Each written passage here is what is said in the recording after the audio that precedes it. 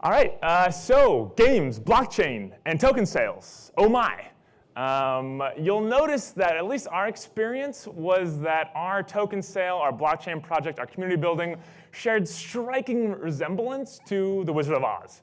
Okay, so that might be an odd analogy, but it'll allow us to explore some of these relationships between, again, games, blockchain, and token sales. So this comes from our experience over at Referium. We've got one of the largest crypto communities now and products out there. We broke Telegram a few times. We sold around $25 million worth of tokens, but we had allocation requests for around 800 million. And right now, we're just iterating our product. We're working on our tech backend with companies like Epic, doing Fortnite, some top games on Twitch, fun stuff. And these days, we're just 20 people down the street.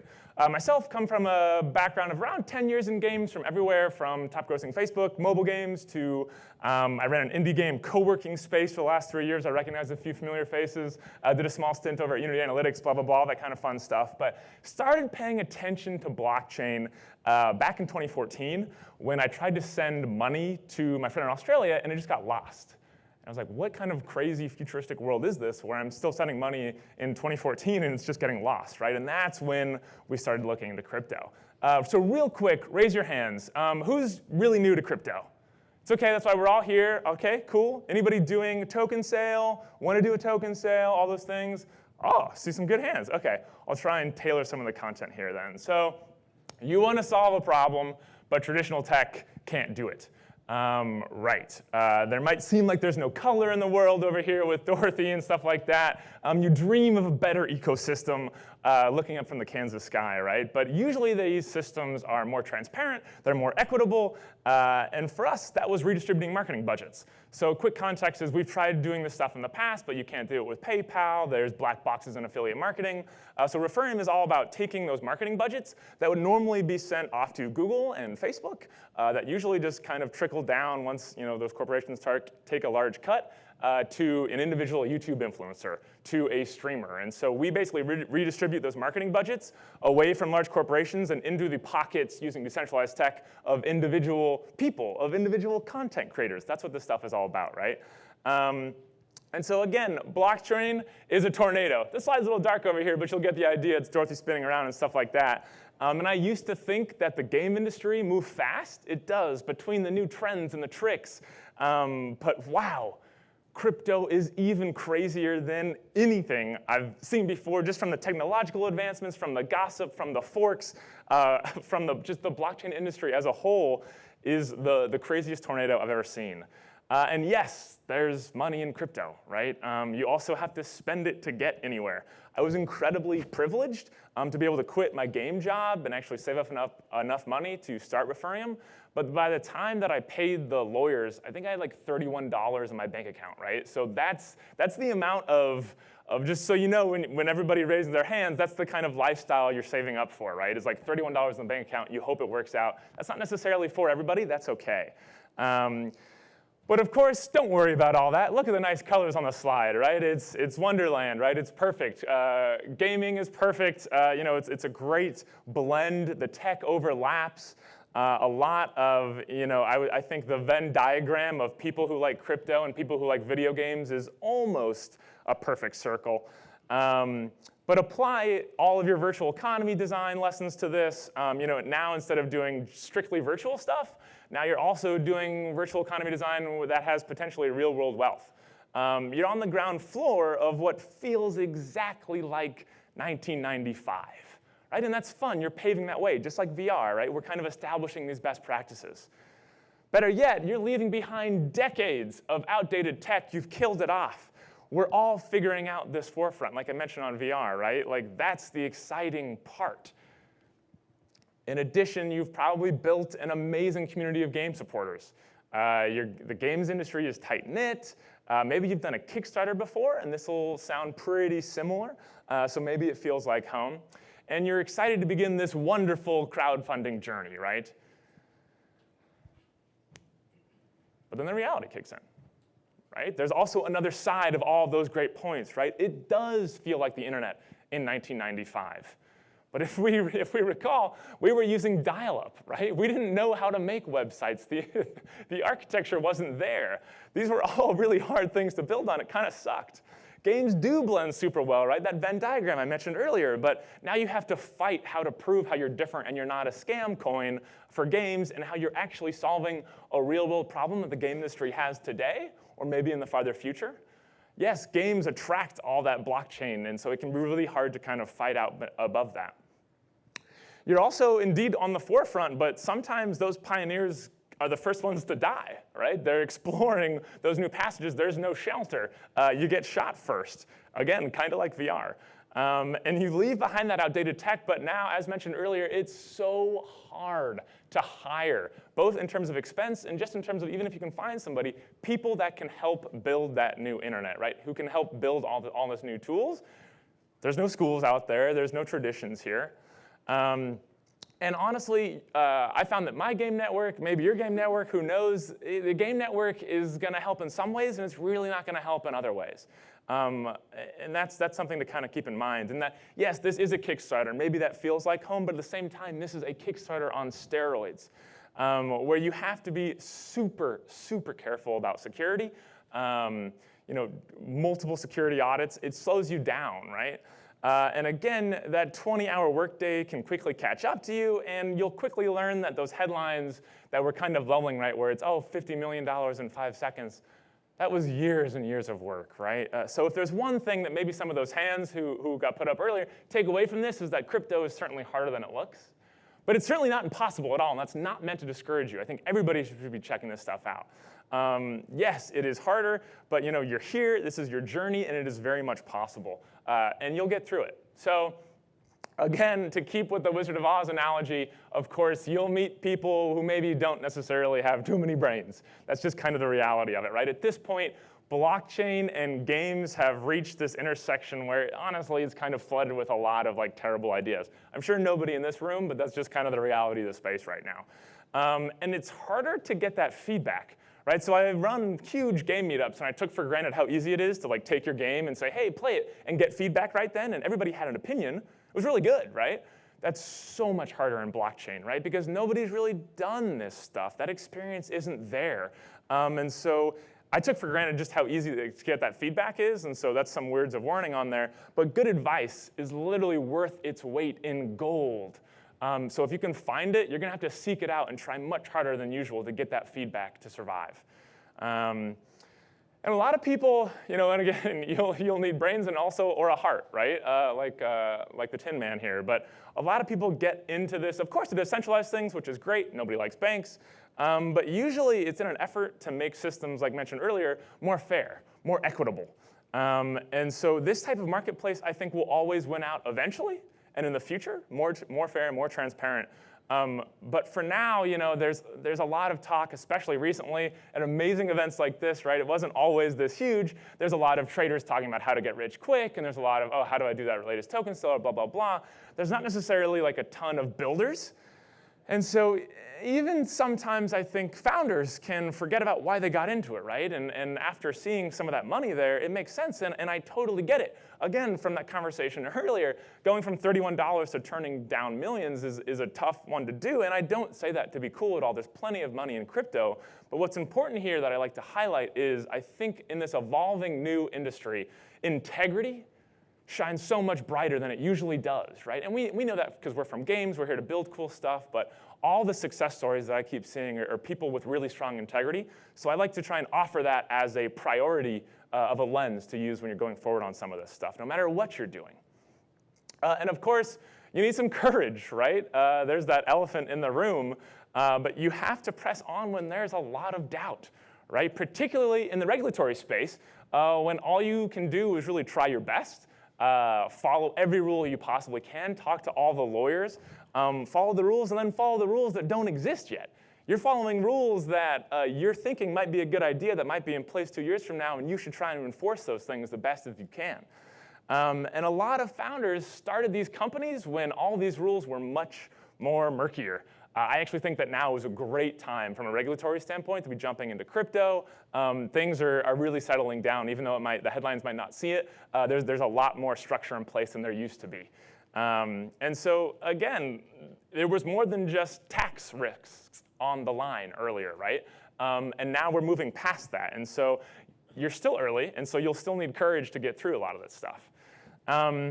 But when you've got all those things, right, you do make it out there. There is ample opportunity, right? You get to see these things, and you see it. You get to see the potential of this new infrastructure, of these new opportunities that you get to build.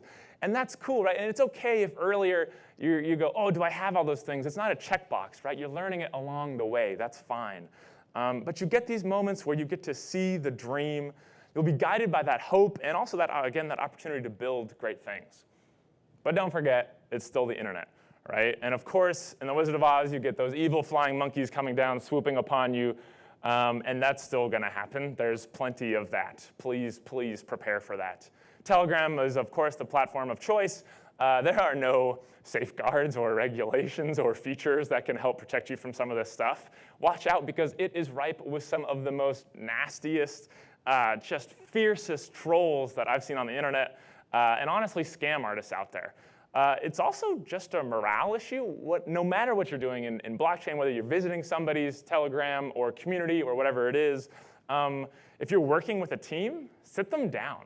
Again, that's that morale issue, right? Put a process in order for when people post really disturbing stuff in your communities, like who do you notify at the FBI for some of these things, right? Like it's really bad news. And so, again, redo your personal security audits for everybody on the team as well.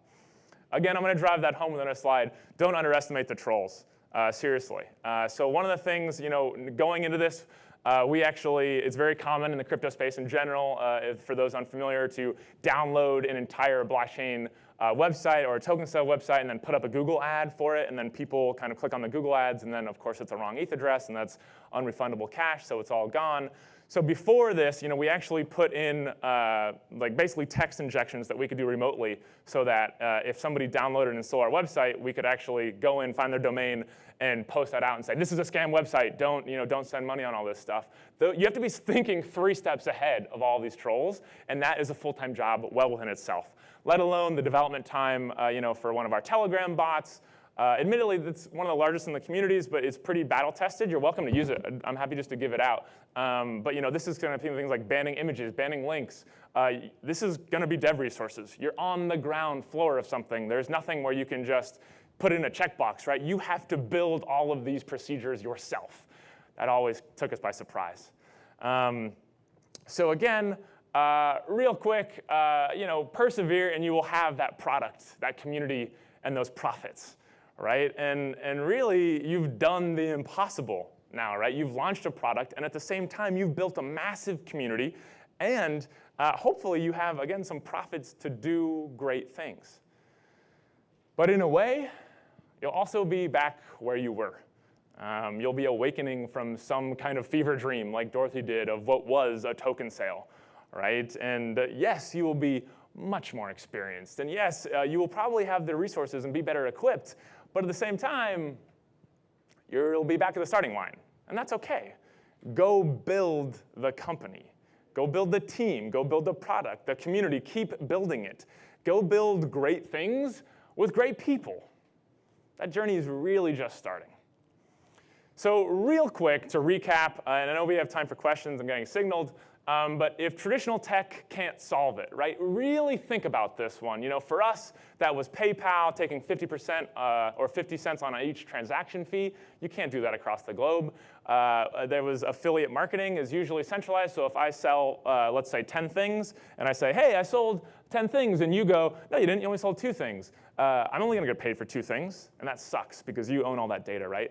Really think about how that blockchain can from the ground up. I worry a little bit when I see people kind of pivoting into it. So really think about that. In addition, if you can keep up with crypto time, right? So startups always pride themselves by saying, oh, we move fast. We move so much faster than regular business time and stuff. Well, a month in startup time is a year. A year in crypto time. That's how fast this stuff is moving. That's how fast and agile you have to be. It's more than just doing stand-ups, right, for agile best practices.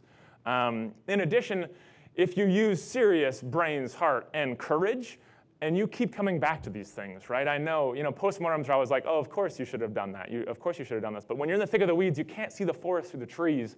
And coming back to some of those principles, making sure that you keep those people close to you that could guide you through that is so important.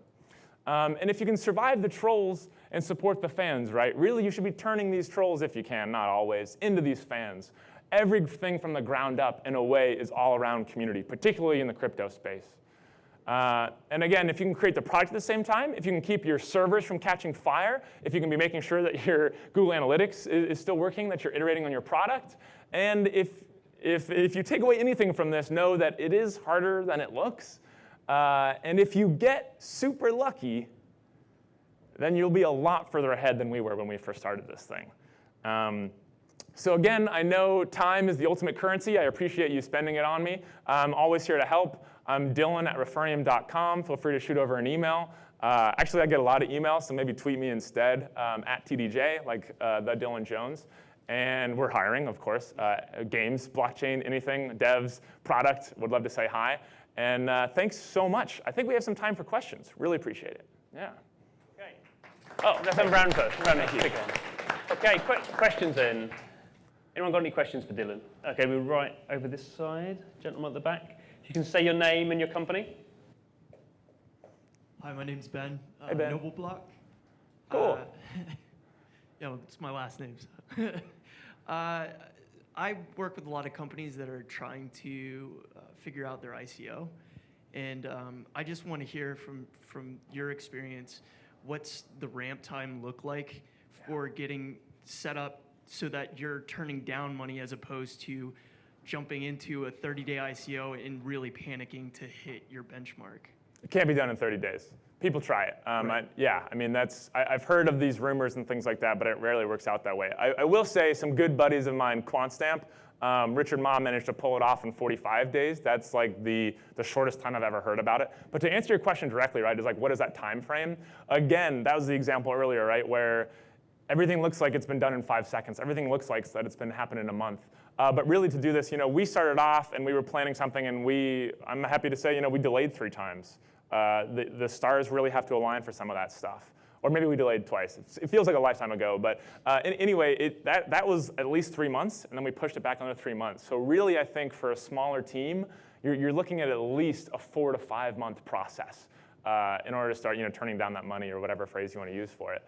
But really, and I think events are great like this, but invest in your time in that community building. This is the massive global redistribution of wealth, right? I mean, I love San Francisco, hometown for sure, but this is global economy. So really invest in multiple languages, right? In terms of your team, really doing this stuff. Think about it much more globally. And I think sometimes people think about, with Sandy Hill down in Silicon Valley or whatever it is. That world is I won't go that far, but we are moving into a place where that's less relevant, and that's really exciting now, right? Anybody can do this anywhere around the globe. But yeah, I would give it some time. It can't be done in 30 days. Give it at least 4 or 5 months, yeah, of 20-hour days, yeah. Okay, last one, gentleman in the yellow. Yeah, the mic's there. Hi there, my name is Bobby. I work at earth0.org, where we're building a blockchain-based virtual world like Pokemon Go. So cool. I come from the game industry as well. So I'm really curious of, since we're starting out, and what's your advice on, the time you spend between development and marketing, and then what's the right balance? What's the right balance?